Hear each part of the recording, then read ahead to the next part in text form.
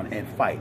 We don't have that one dude overseeing the sport of boxing. So somebody like Floyd Money Mayweather comes into the scene, he takes control of his own career, he calls his own shots, and he manipulates the public in such a fashion that he makes you wait.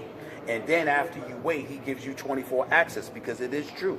He is the one that created 24 access, 24/7, because he said, why not just follow us around all the time and just, you know, tape us doing whatever it is that we do. And so you saw HBO doing it. Now you see Showtime doing an exceptional job with it as well, because people have learned how to make you wait and build the momentum of the product. And so with that being the reality, Anthony Joshua, Deontay Wilder, look, they're fighters. They'll fight each other anytime.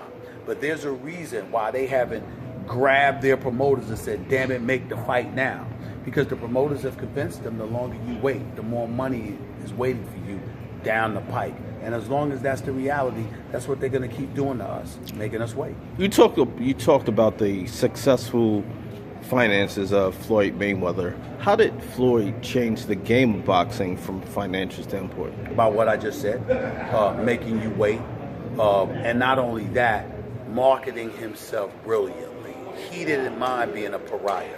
He didn't mind being hated. He fully recognized that folks will pay to see people they hate just as much, if not more, than they will see people they love. And so he didn't mind being the bad guy. He knew he was a brilliant boxer.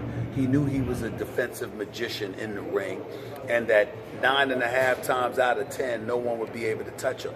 And so as a result, what he did was he gave you some of the fights that you might want to see, but more importantly than anything else, what he really, really did was he created a stir for the fight. He did an exceptional job of promoting it. And this is where I give Floyd credit. I never forget when I interviewed him before he fought Conor McGregor. He fought Conor McGregor, and I had never seen a fighter so happy of an opponent promotional ability. I mean, Floyd, you would have thought he was in love with the guy. Because Floyd was like, this guy, I got to give him credit where credit is due. He's really, really promoting this fight. And it was the first time in a decade, according to Floyd Mayweather, to me personally, it was the first time in a decade he felt he didn't have a second full-time job of having to sell the fight.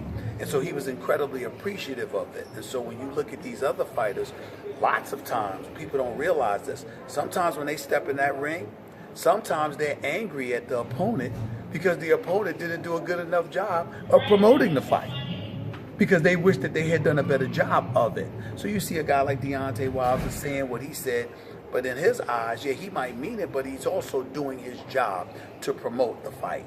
And a lot of times they get upset when the other fighter doesn't do that. Do you feel that there's a bit of hypocrisy